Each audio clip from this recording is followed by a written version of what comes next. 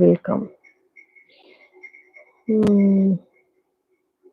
രാമായണം ഭാഗവതം എന്ന ഗ്രന്ഥങ്ങൾ ഈ ലൈവിൽ വരുന്നവർ വായിച്ചു മനസ്സിലാക്കുന്നത് നല്ലത്. ഈ ഗ്രന്ഥങ്ങൾ വായിച്ചു മനസ്സിലാക്കിയാൽ ഇവരുടെ ലൈവ് നിങ്ങൾ ആരും കാണത്തില്ല. കാരണം തട്ടിക്കൂട്ട് കഥകളാണ് ഇവർ നിങ്ങളെ പറഞ്ഞത്.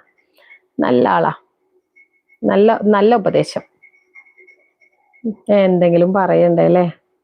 കട്ടക്കൂട്ട് കഥകൾ പറഞ്ഞ ദൈവവിശ്വാസം ഉണ്ടെങ്കിൽ ഭാഗവതവും രാമായണം വായിക്കണം. ഒരുപാട് അറിവുകൾ ഈ രണ്ട് ഗ്രന്ഥത്തിൽ നിന്ന് നമുക്ക് കിട്ടും. മറ്റുള്ളവരുടെ കെട്ടുകഥകൾ നമ്മൾ കേൾക്കേണ്ടി വരത്തില്ല. പിന്നെ എന്തിനാണാവോ ഈ ലൈവിലേക്ക് വന്നത്? കെട്ടുകഥകൾ കേൾക്കാനാണ്. എന്തിനാ വന്നേ? പോവായിരുന്നില്ലേ?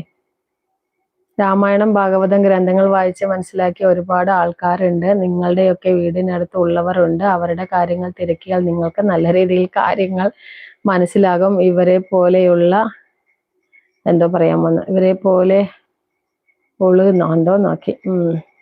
അങ്ങനെയാണെങ്കിൽ ഇയാൾ എന്തിനാ എന്റെ ലൈവിലേക്ക് വന്നിട്ട് ഇത് പറയേണ്ട കാര്യം? ഇയാൾ അടുത്ത വീട്ടിലുള്ള ആളുടെ അടുത്ത് പോയിട്ട് ആ കഥ കേട്ടാ പോരെ? ആരായിരുന്നു അത്?